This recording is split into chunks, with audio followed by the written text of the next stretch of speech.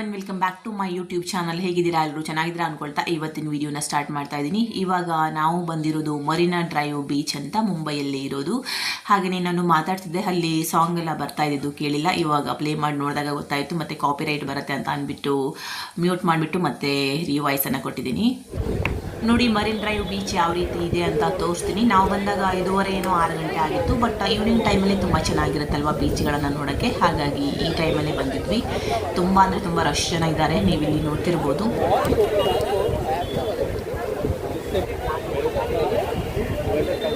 ಇಲ್ಲಿ ಎಷ್ಟು ರಶ್ ಇರುತ್ತೆ ಅಂದರೆ ನಮಗೆ ಕೂತ್ಕೊಳ್ಳೋ ಕೂಡ ಜಾಗ ಇರಲ್ಲ. ಒಂದು ಫೋಟೋ ತೊಗೋಬೇಕಂದ್ರೆ ಅಥವಾ ಏನಾದರೂ ವೀಡಿಯೋಸ್ ತೊಗೋಬೇಕಂದ್ರೂ ಜಾಗ ಇರಲ್ಲ, ಅಷ್ಟೊಂದು ರಶ್ ಇರುತ್ತೆ. ನಾವು ಮೇಲೆ ನಿಂತ್ಕೊಂಡು ವೀಡಿಯೋಸ್ ಅಥವಾ ಫೋಟೋಸ್ಗಳನ್ನು ತೊಗೋಬೇಕು, ಅಷ್ಟೊಂದು ರಶ್ ಇರುತ್ತೆ. ಹಾಗೆಯೇ ತುಂಬ ಕೂಲಾದ ಗಾಳಿ ಇಷ್ಟ ಇರುತ್ತೆ.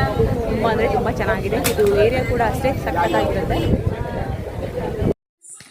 ಇವಾಗ ನಾನು, ನನ್ನ ತಂಗಿ ಮತ್ತು ನನ್ನ ತಂಗಿ ಹಸ್ಬೆಂಡ್ ಅಷ್ಟೇ ಬಂದಿರೋದು. ನನ್ನ ತಮ್ಮನಿಗೆ ಸ್ವಲ್ಪ ಕೋಲ್ಡು ಫೀವರ್ ಬಂದಂಗೆ ಆಗಿದೆ, ಹಾಗಾಗಿ ಅವನು ರೂಮಲ್ಲಿದ್ದಾನೆ. ಅದಕ್ಕೆ ನಾವು ಕಾಶ್ಮೀರ್ ಕರ್ಕೊಂಡು ಬಂದಿದ್ದೀವಿ.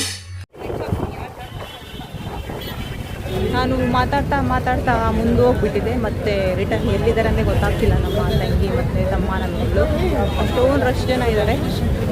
ಮತ್ತೆ ರಿಟರ್ನ್ ಹುಡ್ಕೊಂಡು ಹೋಗ್ತಾ ಇದ್ದೀನಿ ಇವಾಗ ಎಲ್ಲಿದ್ದಾರೆ ಅಂತ ಗೊತ್ತಾಗ್ತಾ ಇಲ್ಲ. ಎಲ್ಲಿದ್ದಾರೆ ಕಾಶ್ಮೀರಲ್ಲಿದ್ದಾರೆ. ಮುಂಬೈಗೆ ಬಂದರೆ ಮರೀನ್ ಡ್ರೈವ್ ಬೀಚ್ ಅಂತೂ ಮಿಸ್ ಮಾಡಲೇಬಾರ್ದು. ಅಷ್ಟೊಂದು ಚೆನ್ನಾಗಿದೆ, ನಿಜವಾಗ್ಲೂ ತುಂಬ ಚೆನ್ನಾಗಿದೆ. ಇಲ್ಲಿ ಕೂತಿದ್ದಾರೆ ನೋಡಿ.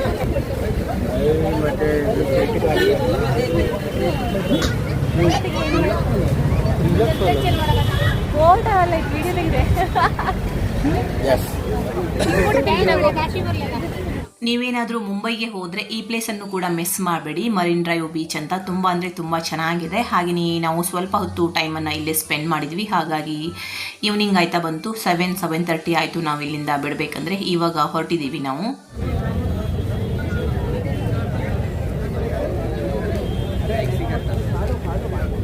ಹಾಗೆಯೇ ಈ ಮುಂಬೈನಲ್ಲಿ ಡಬಲ್ ಡೆಕ್ಕರ್ ಬಸ್ಗಳು ತುಂಬ ಜಾಸ್ತಿನೇ ಇದೆ. ನಾನು ಹೋದ ವರ್ಷ ಬಂದಾಗಲೂ ಕೂಡ ಫಸ್ಟ್ ಟೈಮ್ ಹೋಗಿದ್ದಾಗಿತ್ತು, ಬಟ್ ಈ ವರ್ಷ ಬಂದಾಗ ಇನ್ನೊಂದು ಸಲ ಹೋಗ್ತಾ ಇರೋದು ಇವಾಗ. ಸೊ ಇದು ಸೆಕೆಂಡ್ ಟೈಮ್. ನಮಗೆ ಮೇಲೆ ಸೀಟ್ ಸಿಕ್ಕಿತ್ತು, ಹಾಗಾಗಿ ಇವಾಗ ಮೇಲೆ ಕೂತ್ಕೊಂಡಿದ್ದೀವಿ. ನೆಕ್ಸ್ಟ್ ಇಲ್ಲಿ ನೋಡ್ತಿರ್ಬೋದು ಟ್ಯಾಕ್ಸಿಗಳೆಲ್ಲ ನಿಲ್ಲಿಸಿದ್ದಾರೆ. ಟ್ಯಾಕ್ಸಿಗಳು ಕೂಡ ಅಷ್ಟೇ ತುಂಬ ಸಿಗುತ್ತೆ ಇಲ್ಲಿ.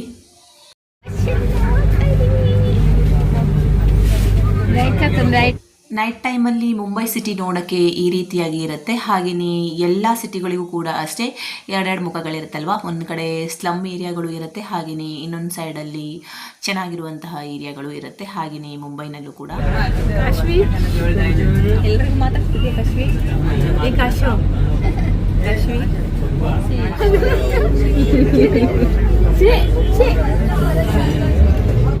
ಮರೀನ್ ಡ್ರೈವ್ ಬೀಚ್ ಎಲ್ಲ ಮುಗಿಸ್ಕೊಂಡು ಮನೆಗೆ ಬಂದ್ವಿ. ಇದು ನೆಕ್ಸ್ಟ್ ಡೇ. ಏನಂದರೆ CST ಛತ್ರಪತಿ ಶಿವಾಜಿ ಮಹಾರಾಜರ ಟ್ರೈನ್ ಸ್ಟಾಪ್ ಇದೆಯಲ್ವ, ಅದನ್ನು ನೋಡೋಕ್ಕೆ ಹೋಗ್ತಾ ಇದ್ದೀವಿ. ನಾನು ಇದನ್ನು ಹೋದ ವರ್ಷ ನೋಡಿದ್ದೀನಿ, ಬಟ್ ನನ್ನ ತಮ್ಮ ನೋಡಿರಲಿಲ್ಲ. ಹಾಗಾಗಿ ಇದು ಚೆನ್ನಾಗಿದೆ ನೋಡೋಕ್ಕೆ. ಇದು ಬ್ರಿಟಿಷರ್ ಕಾಲದಲ್ಲಿ ಕಟ್ಟಿದ್ದು, ಹಾಗಾಗಿ ನೋಡೋಕ್ಕೆ ಬಂದ್ವಿ.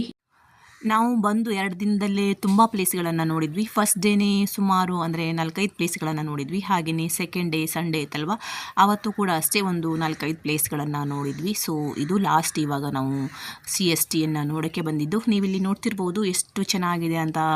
ಇದು ನಮಗೆ ಟ್ರೈನ್ ಸ್ಟಾಪ್ ಥರನೇ ಅನಿಸಲ್ಲ, ಆ ರೀತಿಯಾಗಿ ಇದೆ.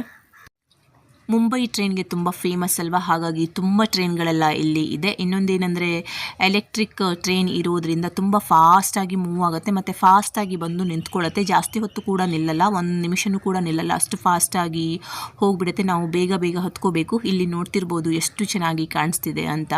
ಟ್ರೈನ್ ಸ್ಟಾಪ್ ಈ ರೀತಿಯಾಗಿ ಇದೆ. ಸೊ ಅರಮನೆ ನೋಡ್ದಂಗೆ ಅನಿಸುತ್ತೆ ನೋಡಿ. ಇಲ್ಲೂ ಕೂಡ ಡಬಲ್ ಡೆಕ್ಕರ್ ಬಸ್ಗಳೆಲ್ಲ ಬರ್ತಾ ಇದೆ. ಅಂದರೆ ಸಿಟಿಗಳಲ್ಲಿ ಆಲ್ಮೋಸ್ಟ್ ಆಗಿ ಎಲ್ಲ ಕಡೆನೂ ಡಬಲ್ ಡೆಕ್ಕರ್ ಬಸ್ಗಳು ಇವೆ. ಇಲ್ಲಿ ಹೇಗಂದರೆ ಬಸ್ ಬರೋಕ್ಕಿಂತ ಮುಂಚೆ ಕ್ಯೂ ಅಲ್ಲಿ ನಿಂತ್ಕೊಬೇಕು, ಟಿಕೆಟನ್ನು ತೊಗೋಬೇಕು, ಬಸ್ ಬಂದಿದ ಮೇಲೆ ಪಟ ಹತ್ಕೊಬೇಕು, ಆ ರೀತಿಯಾಗಿ ಇಲ್ಲಿ ಇರೋದು.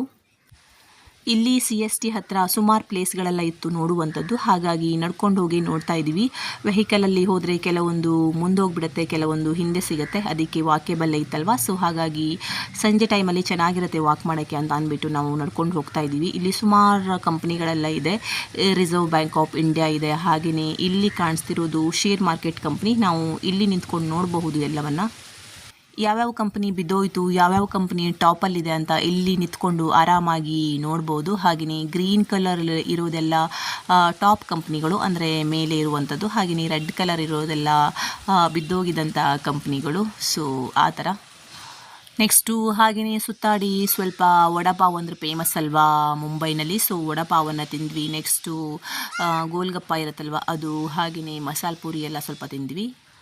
ಇವತ್ತಿನ ವೀಡಿಯೋನ ಇಲ್ಲಿಗೆ ಎಂಡ್ ಮಾಡ್ತಾ ಇದ್ದೀನಿ. ನಿಮಗೂ ಕೂಡ ಇಷ್ಟ ಆಯಿತು ಅಂತ ಭಾವಿಸ್ತೀನಿ. ಇಷ್ಟ ಆದರೆ ಪ್ಲೀಸ್ ಲೈಕ್ ಮಾಡಿ, ಶೇರ್ ಮಾಡಿ, ಕಮೆಂಟ್ ಮಾಡಿ, ಸಬ್ಸ್ಕ್ರೈಬ್ ಮಾಡೋದನ್ನು ಮರಿಬೇಡಿ. Thank you for watching. Take care. Bye.